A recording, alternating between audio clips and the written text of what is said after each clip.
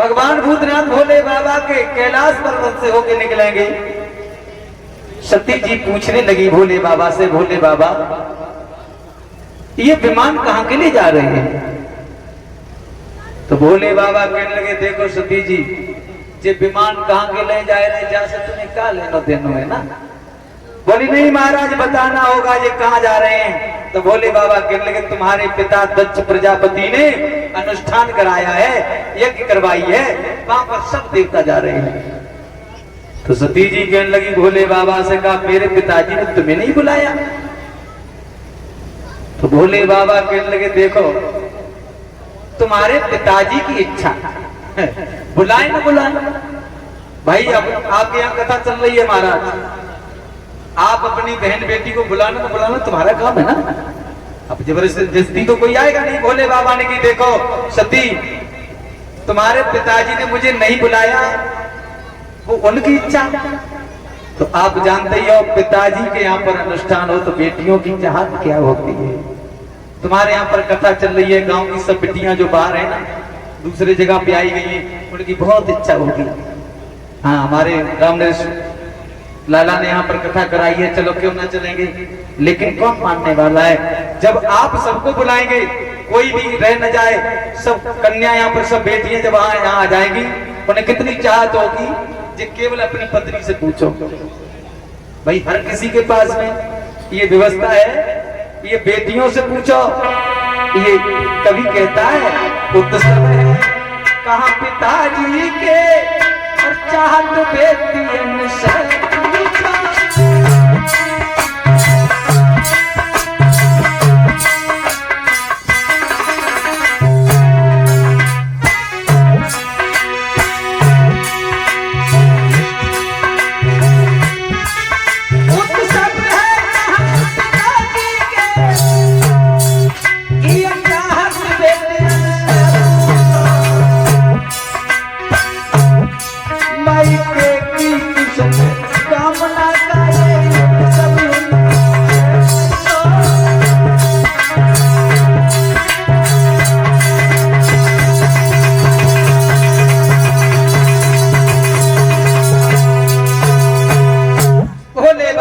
जैसे ये कहा कि देखो, हम जानती हैं सती, तुम्हारे पिता के यहाँ पर कथा चल रही है, भागवत चल रही है, तुम्हारे पिताजी के यहाँ पर यज्ञ हो रहा है, तुम्हारे मन में वास्तव में पानी आएगा वो है।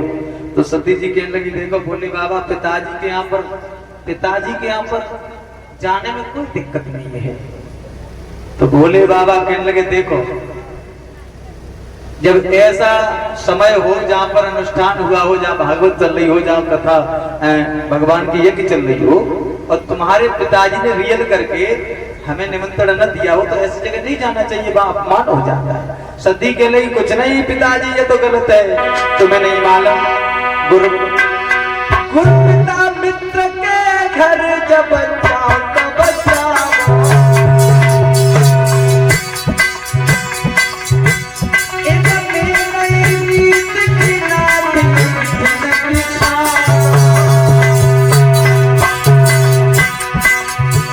महाराज प्रभई बोले सपूत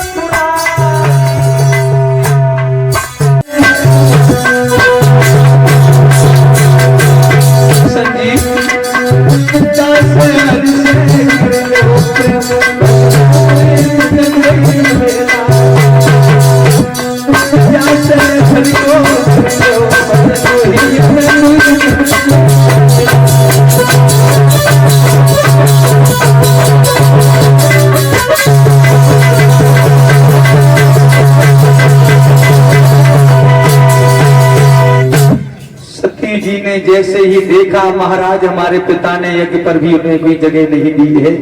कहने लगी है, पिताजी तुम्हारे जितना पापी मैंने दुनिया में नहीं देखा। हे अग्निदेव, हे सूर्यदेव और हे देवताओं, सभी साक्षी रहना। आंखों में आंसू लेकर के कहने लगी है, हे अग्निदेव, हे सूर्यदेव, हे देव करो साक्षी रहियो, जो सती सत्य पे नहीं रही है, मेरे भोला से संघर्ष करियो।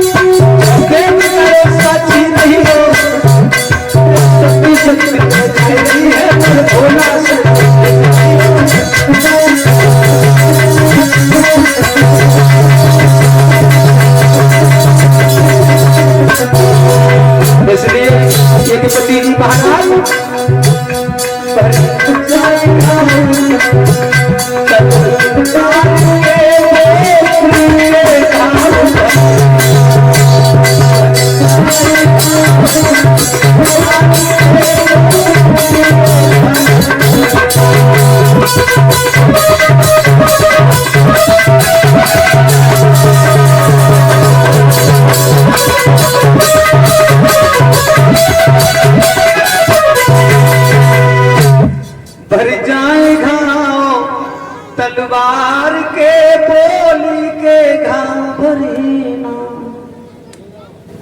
देखा होगा सती जी ने कहा है अग्निदेव सूर्यदेव आप साक्षी रहना, तुम्हारी सती सत्य पर जा रही है, मेरे भोले बाबा से संदेशा कहना। अगर मैंने पति की बात मानी होती तो ये दिन देखने को नहीं मिले होते। पति ने भोले बाबा ने बहुत मना किया, मैं नहीं मानी और हम चली आई हैं। माताओं बहनाओं, पति का निमंत्रण ना आए। आज के संसार में तो मैंने यहां तक देखा भैया, आजकल की माताएं बहनें पति को निमंत्रण ना आए और उनकी सहेली फोन करते हमारे यहाँ पर आज शादी है तुम्हें आना है, तो पत्नियां तो झोला उठाओ पट्ट से कहीं टम्पू में बैठ के भी गाय को मांगती को, है ना। और जहां पति की नहीं मानी उस पत्नी का अपमान हो जाता है। जब भोले बाबा की पत्नी सती नहीं बची तो आप और आप हम तो साधारण मानव हैं, देवताओं के यहाँ पर भी अपमान हो जाता है।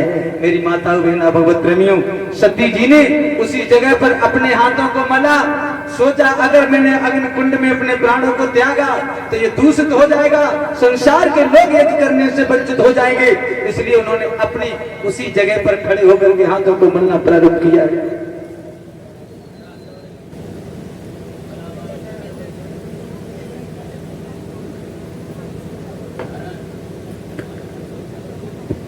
और जैसे ही देखा महाराज सती जी ने उसी समय अग्नि को प्रकट किया, अपने शरीर को जला लिया है। गढ़ जो गए थे गढ़ों ने उस यज्ञ को भंग करना चाहा, कृत्या नाम की राक्षसी प्रकट हुई है, गढ़ों को मार मार कर भगा दिया। वीरभद्र भेजा भगवान भूतनाथ भोले बाबा ने, जिसने जाकर के उस यज्ञ को तो त्रस्त किया है और राजा दक्ष प्रजापति का सर काट लिया है। सब देवताओं ने निवेदन किया भगवान भूतनाथ भोले बाबा से, प्रभु अरे दया करी तो की दया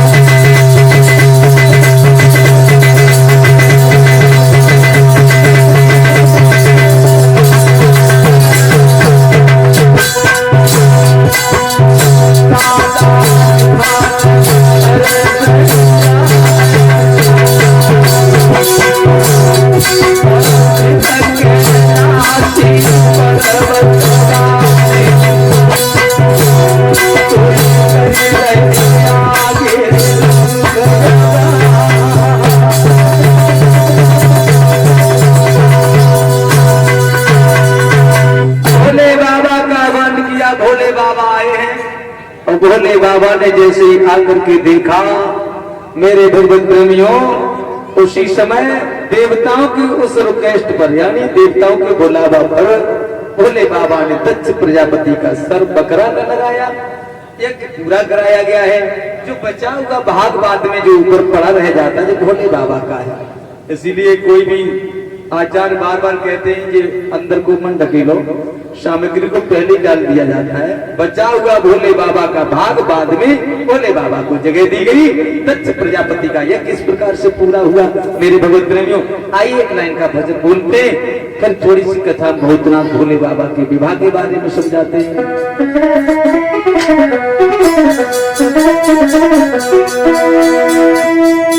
अरे कान्हा के मिल गए राधिका गोरी से गोरी से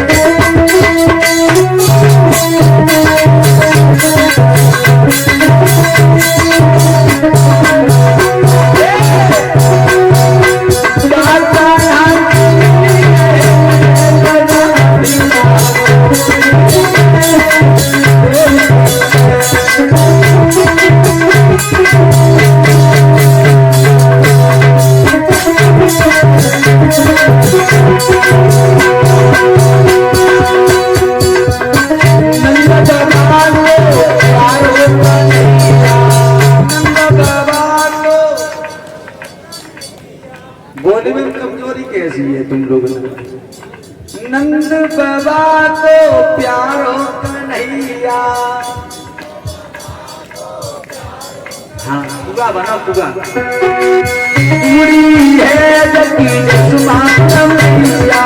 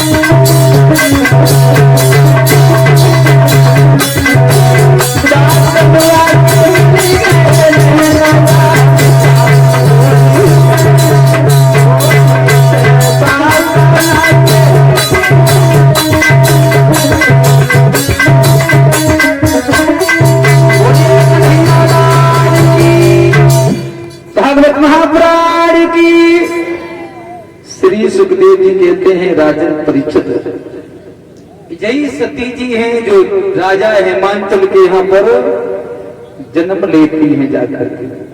और जब राजा हेमांचल के यहाँ पर जन्म लिया है माताओं बहनाओं, तो राजा हेमांचल को बड़ी खुशियां हैं। घर में मैना नारी है और राजा हेमांचल ने अपने यहाँ पर कन्या के होने के कारण अपने यहाँ पर दान बताया है, दान दिया है। जो आता है जो मांगता है वही मिल जाता है। देवश्री नारद का आगमन हुआ और जैसे ही देवश्री नारद को आता हुआ देख राजा हेमांचल ने बाबा जी को बड़ा सम्मान दिया। आइए देवश्री नारद, आइए महात्मा जी, बड़ा सम्मान किया। हुआ ऐसा संजीव भैया आओ बैठो आसन पे और क्या इच्छा तुम्हारी, कहो भी क्या दान करिया सेवा करी तुम्हारी। बाबा जी सत्य से कभी किसी को प्यार नहीं जाते, होती है सब खड़ी संत के दर्शन कब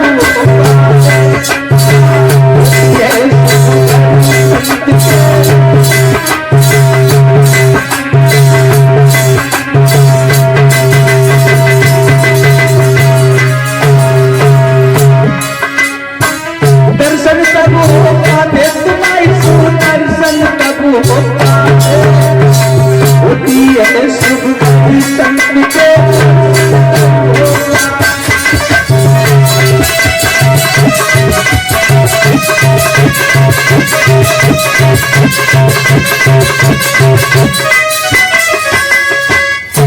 भोले बाबा का जब यहाँ से तार हटा मेरी माता बहनाओं, उसी समय राजा हेमांचल के यहाँ पर कन्या के रूप में देवश्री नारद का आगमन हुआ। देवश्री नारद को बड़े प्रेम से आदर के साथ में राजा ने अपने यहाँ पर बैठा लिया है।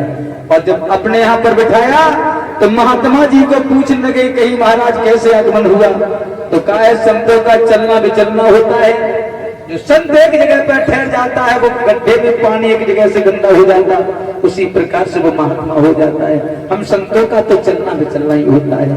और महाराज इतना वचन सुनने के बाद तब तक मैना आई गई।